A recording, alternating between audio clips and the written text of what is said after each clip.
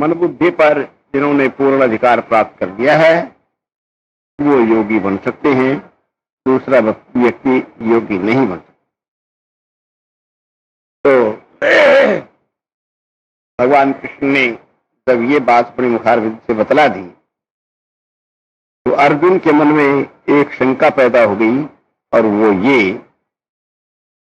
यदि ऐसी बात है, क्योंकि अर्जुन भी गृहस्थी था और संयतात्मा नहीं था, ब्रह्मचारी था नहीं, संयमी था नहीं, उस हालत में वो योगी कैसे बनेगा, ये संशय अर्जुन के मन के अंदर पैदा हुआ। अर्जुन ने भगवान कृष्ण से ये प्रश्न किया कि आपने ये कह दिया है असंयतात्मा योगो दुष्प्रापि इति में मति, तो उस हालत में जो लोग योगाभ्यास करते हैं, अयति श्रद्धयों तो योगाचरित मानस अप्राप्य योग संसिद्धिम कांगतिं कृष्ण गच्छति कच्चिन्नो विभ्रष्ट छिन्नाभ्रम नश्यति अप्रतिष्ठो महाबाहो विमूढ़ो ब्रह्मण पथि एतन में संशयम कृष्ण चेतुम मर्रस्य शेहत तदन्य संशयस्यास्य चेता नहीं उपद्यते। अर्जुन ने प्रश्न ये किया, एक व्यक्ति ऐसा है जो अयति है, अर्थात उसका अपने पर कोई किसी प्रकार का नियंत्रण नहीं है, किंतु श्रद्धालु है, उसके मन में श्रद्धा है। ऐसी हालत में अयति होने के कारण योग से उसका मन विचलित तो हो ही जाएगा। योगाचरित मानस अप्राप्य योग संसिद्धिम कांगतिं कृष्ण गच्छति, वो योग सिद्धि को न पा करके इस गति को प्राप्त होगा, ऐसा तो नहीं होता। कांगति कच्चिन्नो वह विभ्रष्ट छिन्नाभ्रमश्यति अप्रतिष्ठो महाबाहो विमूढ़ो ब्रह्मण पथि, कहीं ऐसा तो नहीं होता कि वो योगी भी न बन पाए और किसी प्रकार से साधारण रूप में भी न रहे, दोनों तरफ से वो भ्रष्ट हो जाए, योगी बने भी नहीं और इधर भी दूसरी कोई और कर्मकांड की भी गति करी नहीं। ऐसी हालत में कहीं ये तो नहीं हो जाता जैसे सर्दी में बादल उठते हैं, थोड़ी देर दिखलाई दिए और वो फिर नष्ट भ्रष्ट हो जाया करते हैं। अर्जुन ने ये प्रश्न किया भगवान कृष्ण से, तदन्य संशयस्यास्य चेता नहीं उपद्यते, श्री कृष्ण तुम इस संशय का नाश तुम नहीं कर सकते हो, यथार्थ रूप में मुझे बतलाओ। भगवान ने फिर उसका उत्तर दिया। उत्तर ये दिया, पार्थ नैवेह नामोत्र विनाशस्तस्य विद्यते नहीं कल्याणकृत कश्चित् दुर्गतिं तात गच्छति प्राप्य पुण्यकृतान् लोकान् उषित्वा शाश्वती समा शुचीनां श्रीमतांगेः योगभ्रष्टो विजायते अथवा योगिनामेव कुले भवति धीमताम् एतद्धि दुर्लभतरम लोके जन्मविधि दृशम। भगवान ने उसका उत्तर दिया, अर्जुन ऐसा व्यक्ति जो है न यहां नष्ट होता और न परलोक में नष्ट होता, वो बड़े ऊंचे पुण्यात्माओं के लोक में जाकर के और बहुत लंबे समय तक वहां रहता है। वहां रहने के बाद शुचि नाम श्रीमतांगे ही योग भ्रष्टो विजायते, पवित्र धनवानों के घर में उसका जन्म हो जाता है या योगियों के घर में उसका जन्म हो जाता है। भगवान कहते एतद्धि दुर्लभतरम लोके जन्म यदि दृश्यम, इस प्रकार का जन्म प्राप्त करना भी बहुत मुश्किल की बात। ये फिर जन्म प्राप्त होने के बाद हो जाने के बाद जब उसको ऐसा जन्म हो जाएगा, तत्रतम बुद्धि संयोगम लभते पौर्वदेहिकम यतते ततो भूय संसिद्धौ कुरु नंदन पूर्वाभ्यासेन तेनैव ह्रियते यवसो विषय विद्यासुरपि योगस्य शब्द ब्रह्माति वर्तते। ऐसा आदमी जो है वो जन्म लेकर के फिर वो पहले जन्म जन्मांतरों का किया हुआ अभ्यास उसको विवश करता है और फिर योगाभ्यास करने लगता है। योगाभ्यास करते करते अनेक जन्मों के अंदर योग सिद्ध होकर के परम गति को पा जाए, ये भगवान ने आज्ञा। कहने का उपाय केवल मात्र एक रहा कि विचारानुगत समाधि में प्रवेश किया हुआ योगी यदि उसकी पूर्णता को नहीं पहुंच सकता, सबसे बड़ी खास बात तो एक है और वो ये, पूर्णता को वो योगी प्राप्त हो सकता है जो पूर्ण ब्रह्मचारी है, पूर्ण संयमी है, पूर्ण जितेंद्रिय है। ऐसा व्यक्ति पूर्णता को पा सकता है।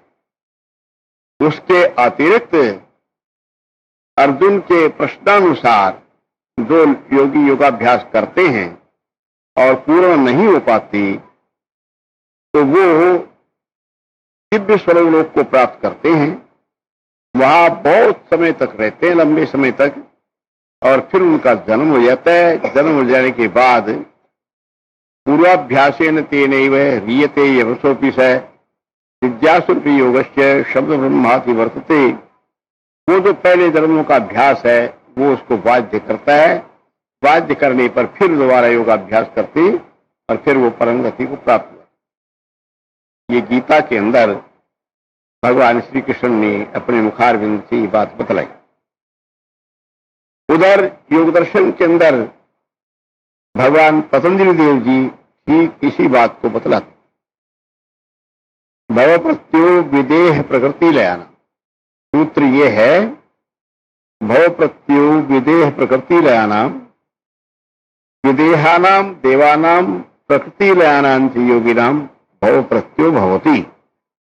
इसका अर्थ यह है, जो लोग स्वर्गलोक में से आते हैं उनको विदेह कहा गया है। विदेहा निर्जरा देवा, अमरकोश के अंदर इस प्रकार का लेख है।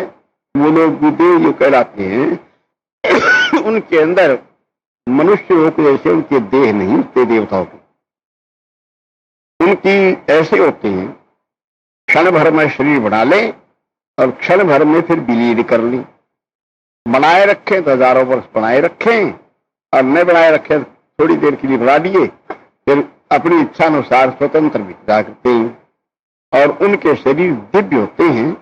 हमारे तुम्हारे जैसे मलमूत्र त्यागने वाले शरीर नहीं होते, क्योंकि वो हमारे की तरह से अन्न खाने वाले नहीं होते, सोने वाले नहीं होते, मलमूत्र त्यागने वाले नहीं होते, इसलिए वो लोग अमर रहते। तुमने एक सिद्धांत की बात और सुनी हो, हमारे योग शास्त्र के अंदर तीसरी मुद्रा का जिक्र आता है और उसमें ये लेख है, न क्षुधा न तृषा तस्य यो मुद्राम वेत्ति खेचरीम। जो खेचरी मुद्रा को जान लेता है उसको न भूख लगती न प्यास लगती, किंतु बल उसका पूरा बढ़ा रहता है। खेचरी का ये प्रभाव होता है। हिमालय के अंदर रहने वाले योगी जो खेचर सिद्ध हैं वो कई हजार वर्ष की उम्र वाले बैठे रहते हैं।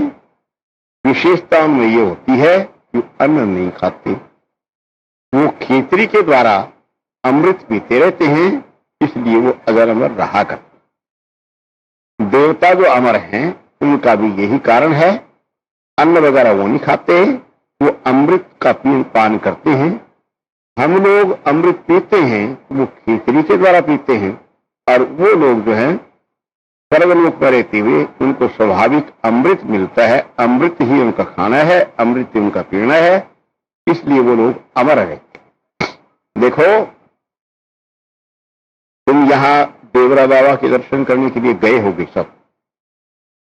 इस माघ कुंभ मेले के अंदर देवरा बाबा खेचर सिद्ध व्यक्ति, और तुम्हें इस बात का ज्ञान नहीं है, वहां जाकर के श्री प्रभु जी की जय कोई बोल देता है, उनका जिक्र कर देता है, तो वो हजार काम छोड़ करके साहब उसको पहले दर्शन देते हैं, उसके सामने आ जाएगा। उसका कारण केवल मात्र एक है, श्री प्रभु जी ने उनको खेचर सिद्ध बनाया था। खेचरी की पूर्णता देवरा बाबा को श्री प्रभु जी ने स्वयं प्रदान की थी। उसके फलस्वरूप जो बच्चे मारे जाते हैं उनका वो सम्मान करते हैं, आदर को बचाते हैं, प्रभु जी के नाम पर चक निकल कर बाहर आ जाए। जगन्नाथ प्रसाद रावत जो पहले पुलिस के मिनिस्टर रहे, तुम्हारे गुरु भाई हैं, आगरे में हैं, वो यहां आए थे, देवरा बाबा से मिले थे। उन्होंने देवरा बाबा से सवाल किया था, प्रभु जी से आपका परिचय कैसे हो? तो उन्होंने फिर यथार्थ बात बतलाई कि श्री प्रभु जी कहीं से घूमते घामते मुरादाबाद आए थे और मुरादाबाद से वो मैं एक गांव में था वहां आए थे। वहां आकर के मेरी खेचरी अधूरी थी, उन्होंने मेरी खेचरी पूर्ण करा दी थी। ये मेरा अस्तित्व जितना है वो उनके कारण। ये जगन्नाथ प्रसाद रावत को देवरा बाबा ने बतलाया। यही जिक्र श्री प्रभु जी की जो स्वहस्तलिखित पुस्तक है उसमें भी जिक्र आता है। प्रभु जी ने अपने हाथ से स्वयं लिखा है कि मुरादाबाद से के पास से 20-30 मील पर कोई गांव था, वहां श्री प्रभु जी गए। वहां पर एक ब्राह्मण बालक खेचरी का अभ्यास करता था, किंतु खेचरी उसकी अधूरी थी, तो हमने उसको खेचरी पूर्ण करा दी और उसकी समाधि ढकने लगी। वो उस समाधि को पाकर निहालो। मेरा कहने का अभिप्राय केवल एक, वो ये कि जो लोग खेचर सिद्ध हो जाते हैं, जिनको खेचरी पूर्ण हो जाती है और अमृत पीकर रहने लगते हैं, वो लोग अजर अमर हो जाते हैं। ऐसे योगी हिमालय के अंदर कई कई हजार वर्ष की उम्र वाले अब भी बैठे हैं, जिनकी उम्र का कोई पता नहीं लगा। मैं एक उदाहरण की कथा तुम्हें सुना करके, सच्ची घटना। देखो, एक महात्मा थे, उनका नाम था स्वामी ज्योति प्रकाश आश्रम। उनके विकार सब मिलते। ज्योति प्रकाश आश्रम हिमालय को गए। हिमालय में जाने पर वो सिद्धों की तलाश करते रहे, किंतु कोई उनको योगी सिद्ध नहीं मिला। ये गाथा कल्याण के 10 वर्ष पहले के किसी अंक में पूरी छपी थी।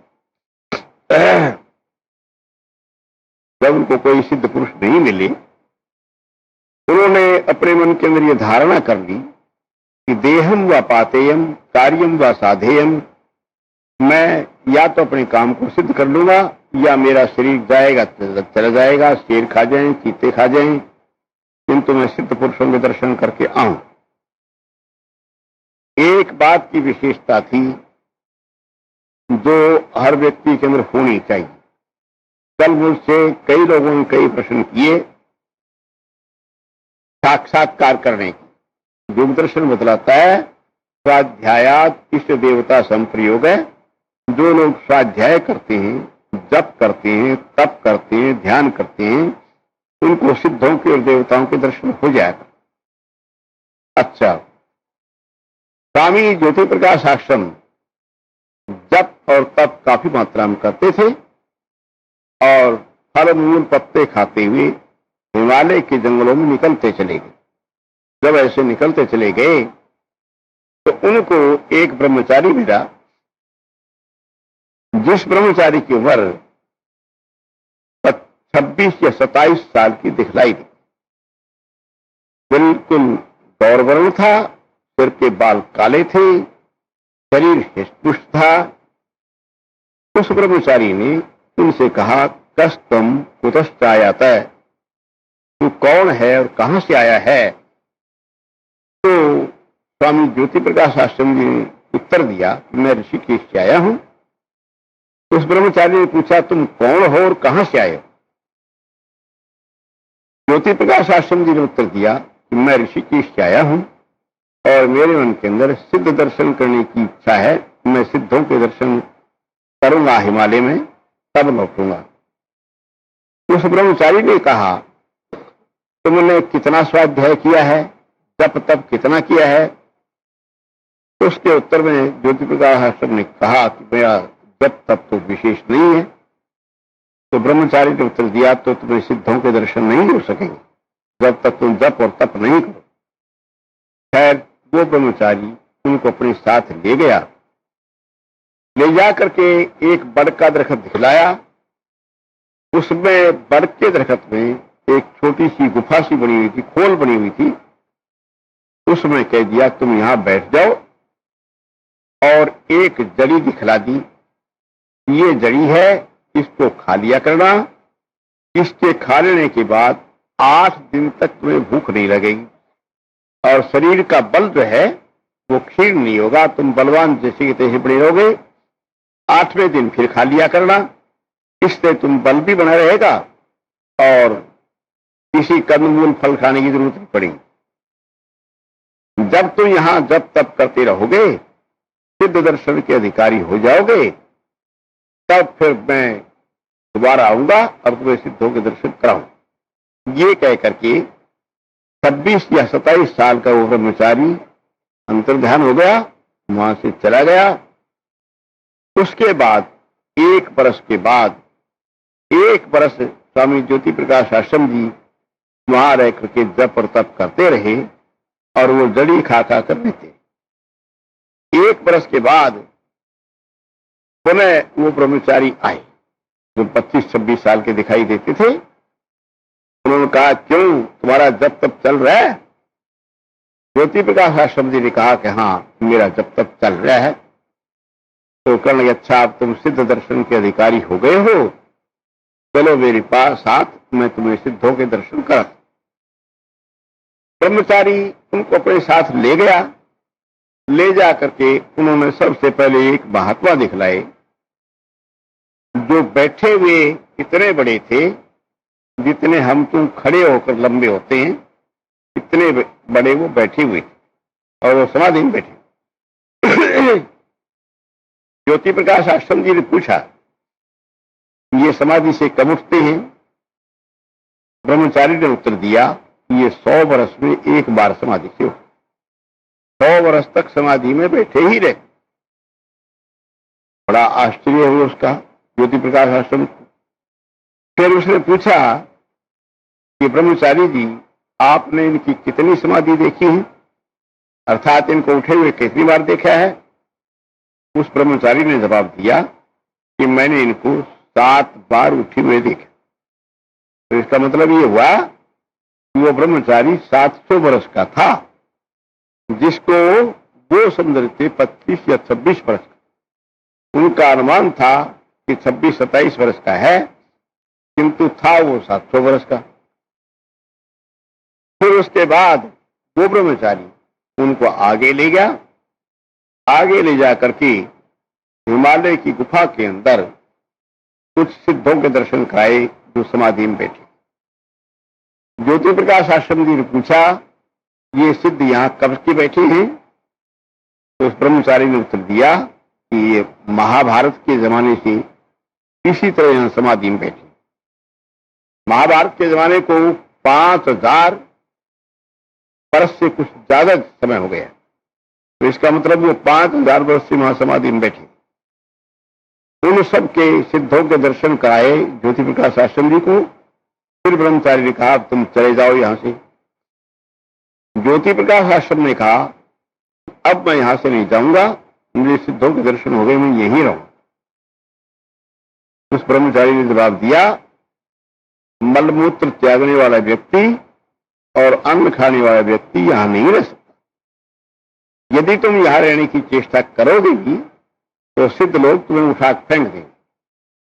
तो तुम जाओ, स्वाध्याय करो, तप करो, जब तुम अधिकारी हो जाओगे उस समय तुम्हें हम लोग स्वयं ले लें। ये कह दिया। वहां से स्वामी ज्योति प्रकाश आश्रम जी लौट आए और लौट कर आकर के बिजनौर के अंदर श्रोत्रिय पंडित भगवत दत्त जी श्रोत्रिय थे। श्रोत्रिय उनके वो था, उनका जाति संबंध। श्रोत्रिय ब्रह्म महाविद्यालय के अंदर उन्होंने फिर आकर के उपनिषदें पढ़ी। पंडित भगवत जी शास्त्री मुझसे ऋषिकेश में मिले थे। मुझे उन्होंने बतलाया कि महाराज मैं क्या बतलाऊं। मैंने उनको उपनिषदें सुनाई। सुनने मात्र से ज्योति प्रकाश आश्रम को सारी उपनिषदें याद होगी। बड़ी 2, 3, 4, 6 महीने में वो उपनिषदें सारी सुन करके मुझसे मैं सुनाता रहता था, उनको याद होती रहती थी। फिर उसके बाद वो फिर दोबारा हिमालय को चले। ये पंडित भगवत दत्त श्रोत्रिय ने मुझसे बतलाया था। अब तो उनका शरीर नहीं रहा, बूढ़े थे उस समय। वहां जाकर के उन्होंने स्वामी ज्योति प्रकाश आश्रम जी ने अध्ययन किया। तो देखो वहां पर सिद्धों ने यह कहा कि जो मनुष्य खाता है वो मरता है, जो सोता है वो मरता है। तो हम खाते नहीं, सोते नहीं, इसलिए वहां के सिद्ध लोग जो हैं 5-5 हजार वर्ष के, 10-10 हजार वर्ष के समाधियों में बैठे हुए अगर अमर हैं। ये वहां से जान। मैंने तुम्हारे सामने अपने एक साथी वृंदावन में मिलने वाले अगर दत्ता का जिक्र किया था। वो भोजन नहीं किया करता था, कोई लाकर अच्छे पकवान उसके सामने रख देता था तो वो मुंह फेर देता था, भोजन नहीं करता। कोई जब ज्यादा हट करता था तो वो एक ही उत्तर देता था, मारेगा मेरे को मारने आया है। मैं समझ गया हूं तो मुझे मारना आया है मेरे को। वो कहते नहीं महाराज बात शुद्ध अन्न है, इसके अंदर मारने वाली कोई बात नहीं है, मैं खा कर दिखला दूंगा। नहीं खा क्या दिखलाएगा, मारेगा तो मेरे मारना आया। एक बात मैंने अगर दत्ता से एकांत में पूछा कि तुम हर आदमी का तिरस्कार कर देते हो और अन्न नहीं लेते हो, ऐसा नहीं करना चाहिए, अपमान क्यों करते हो। तो अगर दत्ता ने मुझसे ये बात बतलाई कि भाई देखो संसार में 2 आदमी मरते। मैंने कहा कौन? कि जो खाता है और जो सोता है। तो हम न खाते न सोते, हम तो मरेंगे भी, हम तो अगर अमर हैं। तुम खाते हो, तुम खाते रहो। मैंने कहा अच्छा भी। यही ज्योति प्रकाश आश्रम को उस ब्रह्मचारी ने कहा कि यह लोग अमर हैं क्योंकि ये अन्न नहीं खाते, न मलमूत्र का त्याग करते, समाधिस्थ रहते हैं, ये अधर्म। अच्छा हमारे गुरु भाई हैं इस प्रकार की। हरिहरान जी के बारे में मैंने तुम्हारे सामने जिक्र किया था कि वो बलिया जिले में जगतपुर गांव के रहने वाले थे हरिहरान जी। और आजकल वो शीशागिर साहब पहाड़ी पर समाधि में बैठे हैं। 3 महीने में एक बार समाधि से वो उठते हैं।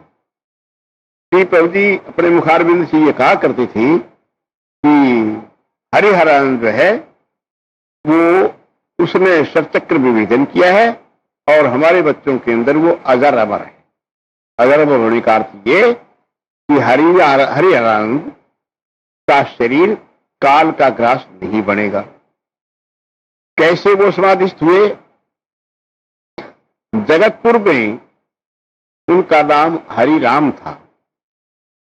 वो किसी औरत को पीट रहे थे। जब श्री प्रभु जी ने देखा किसी औरत को क्यों पीट रहा है, इसको ऐसा नहीं चाहिए, तो गांव के लोगों ने कहा कि महाराज इस ऐसी औरत को तो पीटना नहीं, जान से भी मार दे वो भी अच्छा। कहेंगे क्यों, ऐसी क्या बात है? कहेंगे ये औरत गांव की बहु बेटियों को बहका सिखा करके ऊंचे अधिकारियों को पेश करती है और उनसे इनाम लेती। इसने सारे गांव की लड़कियों का चरित्र बिगाड़ दिया है, ये इसको ठीक पीट रहे।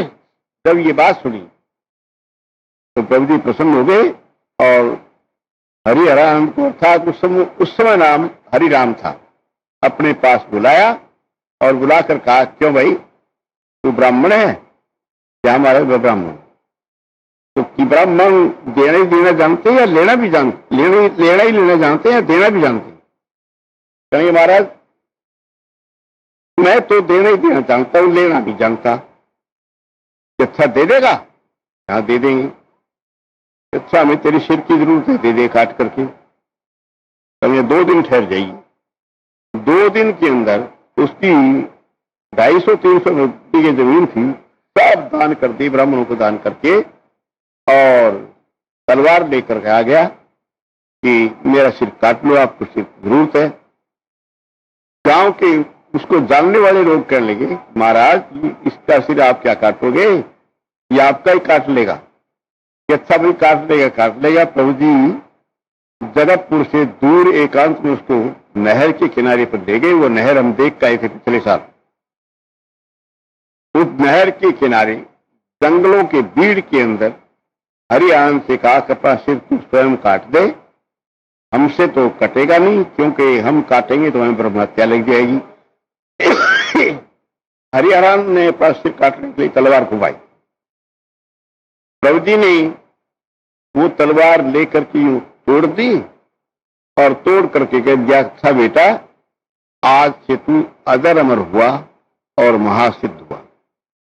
ये प्रभु जी ने उसी समय वरदान दे दिया।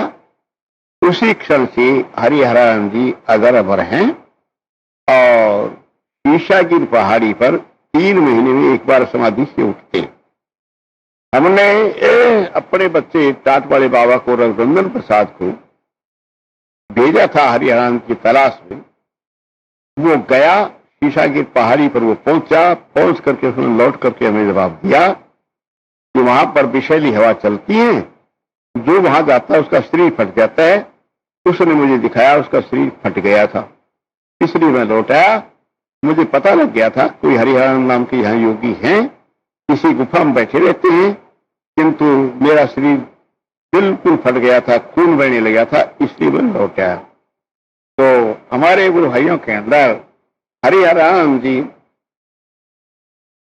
इस समय लगभग 100 साल, 100-125 साल, 150 साल के लगभग होंगे, क्योंकि जिस समय श्री प्रभु जी ने उनकी चरण शरण दी थी उस समय नौजवान थे, 25-30 साल।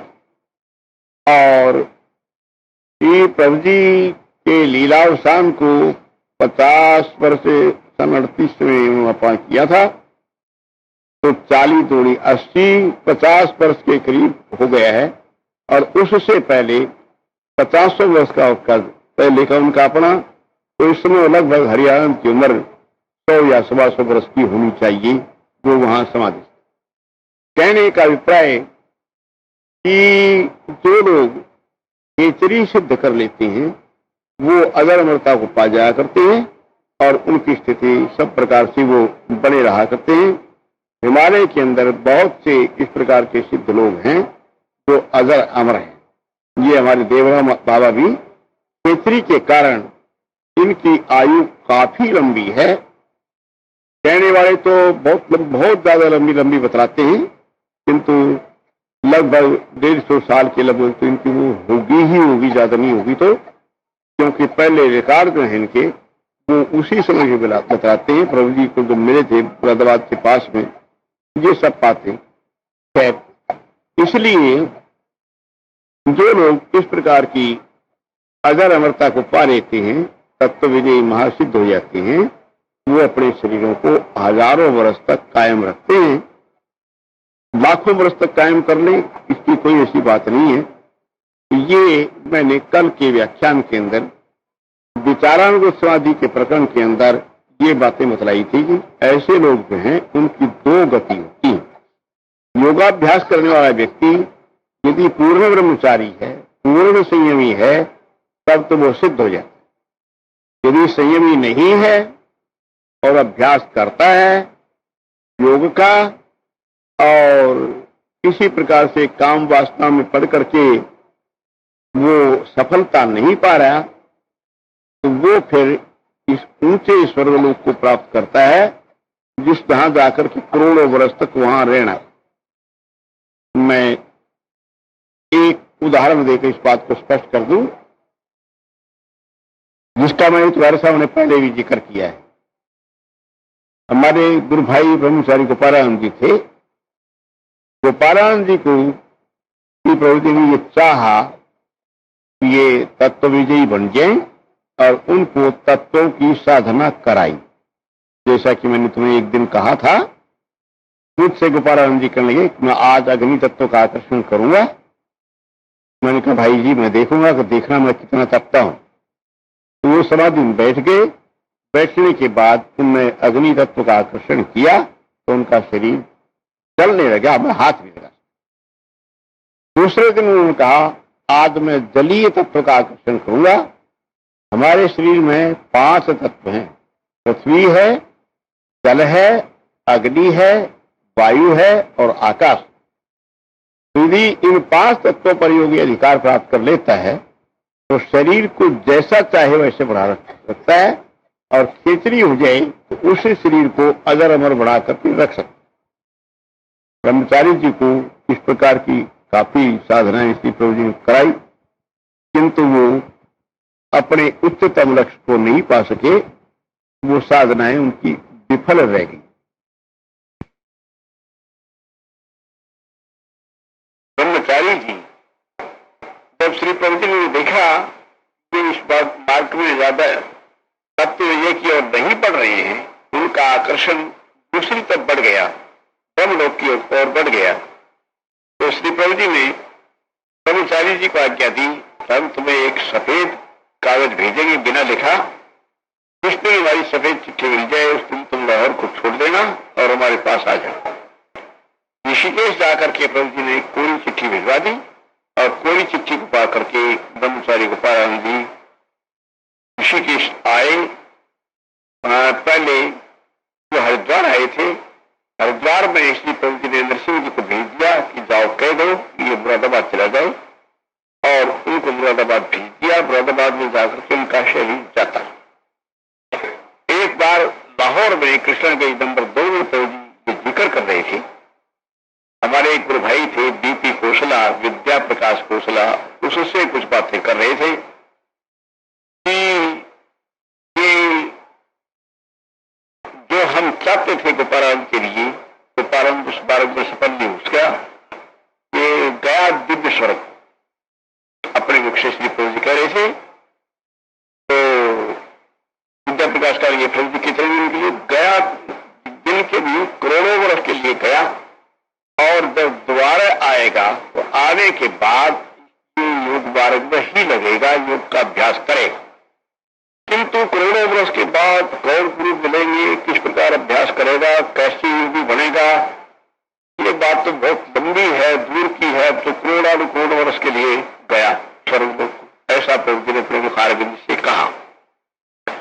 तो बात वही आ गई जो गीता में भगवान ने की अभी मुखारबिंद से निकले हुए श्लोक मैंने बताए थे कि दिव्य स्वर्गलोक को भोगने के बाद योगी जब जन्म लेता है तो उसको जन्म लेते ही जो पिछले जन्मांतरों का अभ्यास मिल जाता है, उस अभ्यास के अनुसार वो फिर योग करने लग जाता है, और फिर अनेक जन्म संसिद्ध तत्व हो जाती है परांगति।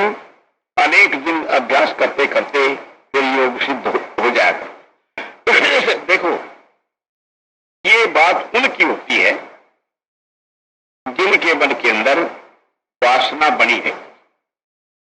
जो मन के अंदर वासनाएं बनी रहती हैं, योगाभ्यास करते रहते हैं, ब्रह्मचर्य जीवन जिनका ठीक नहीं हो पाता उनको स्वर्ग भोगना पड़ता है और फिर दोबारा जन्म मिलता है, दोबारा जन्म कर फिर अभ्यास करते हैं।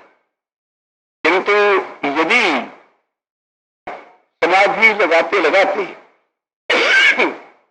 वासना मन में नहीं है और काल का समय आ गया, पूर्णता मिली नहीं है, योगदर्शन हमें बतलाता है स्वपकर्म कर्म निरुपकर्म कर्म तत्प्रभाग संयमात अपरांत ज्ञान वरिष्ठेभ्यो वा। इस सूत्र का अर्थ यह है कि कुछ कर्म तो ऐसे होते हैं जो गीली लकड़ी की तरह चलते हैं। गीली लकड़ी पर आग लगाने लगो तो जल के नहीं रहती, बहुत देर में जल पाती। और निरुपक कर्म कर्म इस प्रकार के होते हैं जैसे सूखा ईंधन होता है, कपूर की तरह जल जाते फौरन। तो मृत्यु का ज्ञान कैसे है उसका उपाय पतंजलि ने बताया है। सोपक कर्म कर्म निरुपक कर्म कर्म तत्प्रभाग संयमात अपरांत ज्ञान वरिष्ठेभ्यो वा। उन कर्मों में संयम करने से मनुष्य को मौत का ज्ञान हो जाता है। क्या लक्षणों से ज्ञान हो जाता है? आकारेण रत्या चेष्टया भाषणेन च नेत्र वक्र विकारैश्च ज्ञायते अंतर्गत मन। आकारों से, चेष्टा से, हरकतों से मनुष्य के भीतर के मन का योगी को ज्ञान हो जाया करता है। तो मैं तुम्हें इसलिए अच्छा ये ठीक है थार की एकाग्री का ठीक है। हाँ ठीक है। देखो तो मैं एक उदाहरण को बताता हूं। देखो तो योगाभ्यास करते करते योग भ्रष्ट होकर के स्वर्ग में जाते हैं, उनको जन्म लेना पड़ता है। जन्म लेंगे, करोड़ों वर्ष के बाद जन्म लेकर के फिर वो योगाभ्यास करेंगे, योगी बनेंगे। हमारे कई बच्चे इस प्रकार के हैं जिनके उदाहरण को मैं फिर बताऊंगा। आज मैं एक बच्चे की बात तुम्हारे सामने बतलाता हूं, और वो लड़का जिंदा मौजूद है और कानपुर में है। तो उसको अपने पिछले जन्मों का ज्ञान हो गया। वो कहीं पर योगाभ्यास करता था, उसके गांव का नाम मुझे याद नहीं रहा, किंतु हमारे बच्चे सुरेश चंद्र शर्मा जो क्या नाम सुपरमेनों के मैनेजिंग डायरेक्टर हैं, उनको उसका नाम और पूरा पता बिल्कुल बिल्कुल याद है। वो योगाभ्यास करता करता एक उसका साथी और था, गांव के रहने वाले थे ये दोनों। वो दूसरा साथी था, वो खाऊ आदमी था, वो कुछ बदल नहीं करता था। ये उसको कहता रहता था तुम योगाभ्यास किया कर, तो ध्यान में बैठा कर, किंतु वो नहीं बैठता था। तो उसके बाद उसको अपनी मृत्यु का ज्ञान हुआ। किसको? योगाभ्यास करने वाले लड़के। किंतु समाधि में पूर्णता थी नहीं। तो मैंने जो सूत्र अभी तुम्हारे सामने कहा था, सोपक्रम कर्म निरपक्रम कर्म तत्प्रभाग संयमात अपरांत ज्ञान वरिष्ठेभ्यो वा, इस सिद्धांत के अनुसार अपने किचड़ जैसे गीले कर्मों को और हवा के बारे सूखे उड़ने वाले कर्मों के अंदर योगी संयम करता है तो उसको अपनी मौत का ज्ञान हो जाता है। उस लड़के को मौत का ज्ञान हो गया कि मेरी आयु फलाने दिन पूरी हो जाएगी, मैं गुजर जाऊंगा, शरीर मेरा छूट जाए। ऐसा पूर्ण ज्ञान उसको हो गया। तो ज्ञान हो गया तो मृत्यु के समय उसने समाधि लगा ली और समाधि लगा करके उसने प्राण छोड़ दिए, मर गया। उसका जन्म आजकल कानपुर में हुआ है और कानपुर में कानपुर के अंदर जिस समय हमारा योग प्रचार कार्यक्रम बड़ा था, उस बच्चे को मेरे सामने बुलाया गया था। उसकी उम्र जिस समय मेरे सामने आया उस समय 20-25 साल का था। अब वो 30-35 साल का 10 वर्ष की बात हो गई है, 35-40 के लगभग पहुंच गया होगा। तो मैंने उसकी सारी बातें कही, उसने अपने पूर्व जन्म की सारी बातें बतलाई। वो जो उसका साथी था जो कि गन्नी गन्नी चौंक कर रहा करता था, ईख भी, वो बड़ी आयु होकर के ये बच्चा जिस समय हमें कानपुर में मिला उससे 4-6 वर्ष पहले अपने पिछले जन्म के 36 वर्ष के लड़के की शादी करके आया था। पिछले जन्म का लड़का उसका 36 वर्ष का कुंवारा था। इस जन्म में ये लड़का बड़े ऊंचे धनवार घर में इसका जन्म हुआ है, पहले गरीब घर में था। इस घर की संपत्ति से अपने पिछले जन्म के 36 साल के लड़के की शादी इसने इस जन्म की संपत्ति से कर है। पिछले जन्म की अपने स्त्री बच्चों को सबको पहचान लिया। अच्छा, उसके बाद वो जो उसका साथी था जो केवल गन्ने चौक करके वहां सोया रहता था, इसमें भजन ध्यान कुछ नहीं करता था, वो बड़ी उम्र होकर के ये नौबत उसकी आई कि वो निहायत गरीब था, इसलिए भीख मांगने लग गया। बैठ करके भीख मांग करके पैसा 2-2, 4-5 पैसे अपना गुजारा किया करता था। ये बच्चा जब योग ध्यान से शरीर छोड़कर गया, ये एक दिन ऐसे बाजार में कहीं घूमता घूमता चला गया ऋषिकेश में। वहां पर उस भिखारी को देखा, इसने पहचान लिया। पहचान कर अरे भिखारी बना बैठा है, ले मेरे से ले 100 रुपए, तू एक एक पैसा मांगता है, तू मेरा दोस्त है। जो दोस्त कहने वाली लड़की की उम्र उसमें 12-14 साल की थी, 15 साल की, और भिखारी की उम्र थी सैकड़ों वर्ष की, 80 साल से ऊपर की। तो वो भिखारी करने गए हैं, बाबू जी मैं आपका दोस्त कैसे? कह रहे हाँ मेरा दोस्त है, तू नहीं जानता, तू ये बतला तू कौन से काम का है? तो फलाने काम का। मेरा एक दोस्त था जो ईख में जाया करते थे कि हाँ बाबू जी वो तो मेरा दोस्त था, उसकी भजन करने की आदत थी, वो बहुत करता था भजन करने के लिए, किंतु अपने आप भजन करने बैठ जाता और वो तो कई घंटे तक बैठा ही रहता था, मैंने तो किया नहीं। तो वो कहता है 14-15 साल का लड़का, फिर पूछता है अच्छा कितने वर्ष हो गए उसके बड़े हुए? उसको बड़े हुए 14-15 वर्ष हुए, ज्यादा तो हुए नहीं। बड़ी उम्र थी उसकी भी, मेरी भी थी, काफी दिनों से भजन किया। कहा अच्छा देख मैं वही हूं। उसको देख के कहने आए बाबू जी आप कैसे हो सकते हैं, आप तो 15-14 साल के लड़के हो, आप कैसे हो सकते हैं? कि कैसे नहीं, मैं ही हूं जो वहां ध्यान में समाधि लगा कर बता, तेरी मैंने बहुत खुशामद करी, तू भजन कर ले किंतु तूने एक दिन भजन किया, उसकी फलस्वरूप से भिखारी बना बैठा है, ले ले मेरे से 100-200 रुपये से ले ले। तो चक्कर में पड़ गया वो। कहने अच्छा बाबू जी आप वही हैं? कहा मैं वही हूं। अब मेरा जन्म जो है बहुत धनवान घर में है, उसमें तो गरीब घर में था। इसमें लेख है गीता के अंदर, शुचि नाम श्रीमतान ये है योग भ्रष्टो भी जाए थे।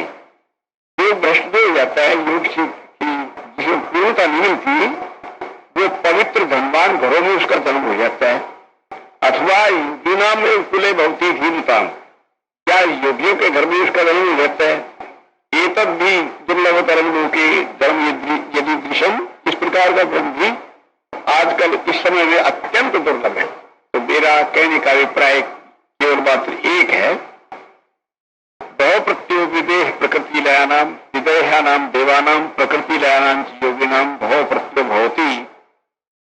मुझे इस समय बहुत इस प्रकार की गाथाएं याद आ रही हैं, जिनको जन्म लेते ही अपने पूर्व जन्म का ज्ञान। यहाँ दिल्ली के अंदर एक लड़का था, हिंदू कॉलेज में पढ़ता था, उसको भी इसी प्रकार का ज्ञान था और जन्म से ही उसका ध्यान स्वाभाविक लगता था। तो इसलिए मेरा कहने का अभिप्राय ये कि विचारांग समाधि का जिक्र मैंने अपने व्याख्यान में कल कर दिया था तुम्हारे सामने, किंतु उसमें विघ्न बाधाएं आया करती हैं, उनका निराकरण भी कर दिया।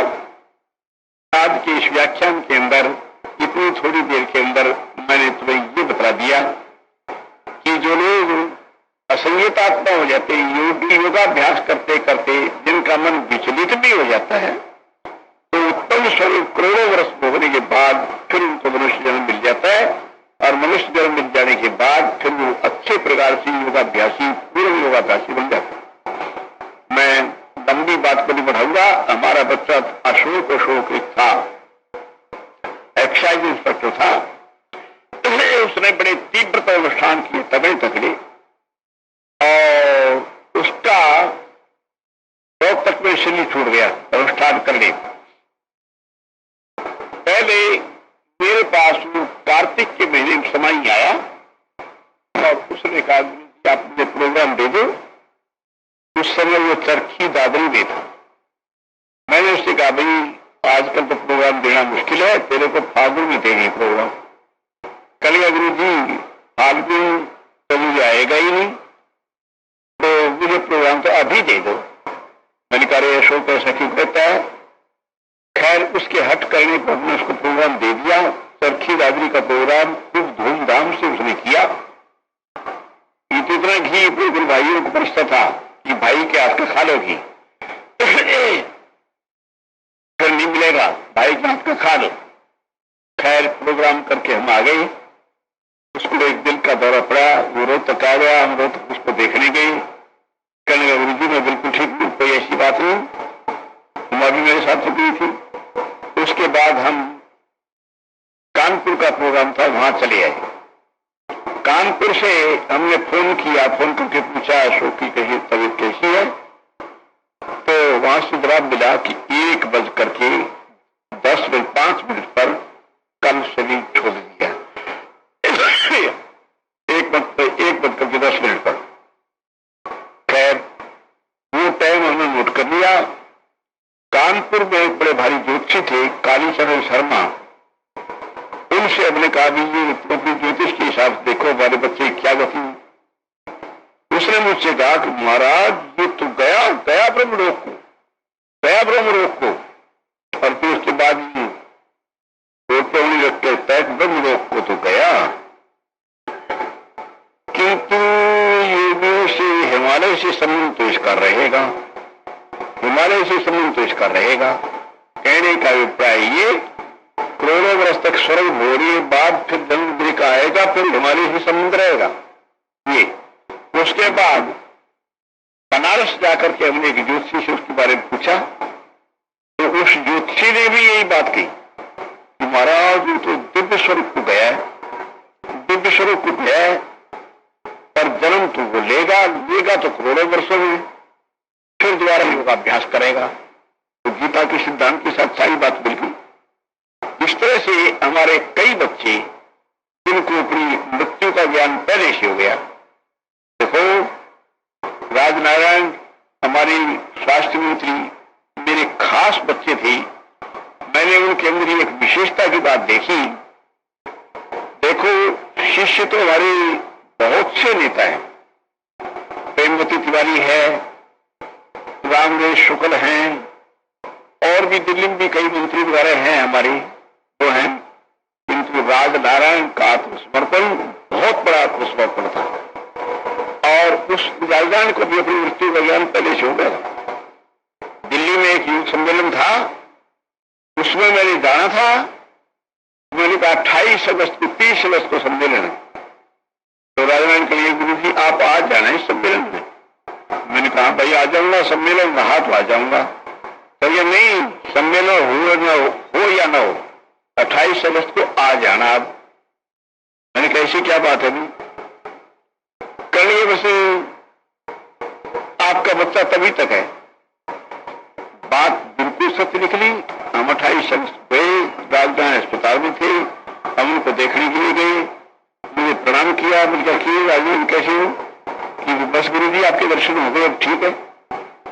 तो बस उसके बाद कहिए अब ठीक है, 2 दिन की बात है, ठीक 2 दिन बाद 30 अगस्त को राजधानी से छोड़ दिया, हवाई जहाज से उसको ले गए बनारस में। हमारा भी पूरा तो हम भी चले गए थे, किंतु मैंने अंतिम समय देखा राजधानी को कि वो लेटे अपने गुरुमंत्र का जाप कर रही थी, ध्यान में लेटी हुई थी, कब खांसी की बीमारी कुछ नहीं हुई। तो इसलिए देखो मैं तुम्हें इतनी बड़ी बातें क्यों कह रहा हूं, इसलिए कह रहा हूं दोनों हाथों में लड्डू है। अभ्यास पूर्ण तो हो गया तो योगी बनोगे उस लड़के की तरह, कानपुर वाले की तरह से। जन्म तो लेना पड़ जाएगा, क्यों कि एक जन्म में पूर्णता मिलनी जरा कठिन होती है, किंतु उस योगी अभ्यासी कानपुर वाले बच्चे की तरह से उत्तम कुल में जन्म देकर फिर योगाभ्यास करोगे। अब उसकी सहज समाधि है, बचपन से ही वो समाधि लगाता है। सुरेश चंद्र शर्मा से पूछ लेना, उनके पास उसका पता नोट है, उससे बिलाना जाकर बात कराना, मुझे भी जानता है वो अच्छी तरह से।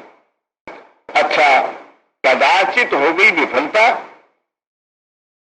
वासना ने बीच में तंग कर दिया, अभ्यास पूर्ण नहीं हो पाया, तो फिर उसके बाद भी दिव्य स्वरूप जो गोपारायण जी के बारे में कहा, जो अशोक के लिए कहा, करोड़ों वर्ष के लिए गया ब्रह्मलोक, तो वहां जाकर के तो वहां पर स्वर्ग की बातें मैंने तुम्हें बताई दी है, दिव्यता होती है। और फिर विशेषता ये बात, 2 बातें हुआ करती हैं। जो तप करके स्वर्ग में जाते हैं वो तो स्वर्गीय भोग करके यहाँ आते हैं, यहाँ फिर उनको स्वर्गीय भोग मिलते नहीं, मृग तृष्णा की तरह फिरा करते हैं, उनका पतन हो जाता है, फिर तप से स्वर्ग और स्वर्ग से नरक। और जो योग भ्रष्ट होकर स्वर्ग में जाते हैं उनका तो ये होता है कि वहां जाकर के योग भ्रष्ट होकर चले गए, जहां जब मनुष्य लोग में जन्म लेंगे तब उनकी समाधि लगने लगेगी, वासना फरसा उनके अंदर बिल्कुल नहीं रहती। तो इसलिए इतनी बातें समझाने का मेरा अभिप्राय केवल बात एक है, तुम्हें ये तो लालच करना नहीं कि चलो अब तो स्वर्ग में चले जाएंगे, ये नहीं लालच करना। तुम तो योगी बनने की चेष्टा करो। कदाचित किसी प्रकार की विफलता हो भी जाती है तो योगी को तो जीवन मुक्ति रूप में मिलता है स्वर्ग, जिस स्वर्ग के लिए लोग कोशिशें करते रहते हैं, यत्न करते थे, लाखों यत्न करते रहते हैं, उनको जेल के रूप में मिलता है।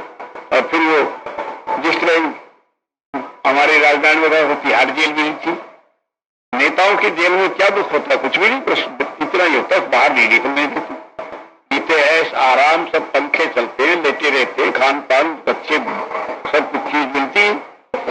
तो स्वर्ग लोक के अंदर यदि योगी योग से विचलित हो जाए, दिव्य स्वर्ग का उपभोक्ता बन जाता है और उसके बाद फिर जन्म लेते उसको योग ध्यान लगने लग जाता है, समाधि होने लग जाती है।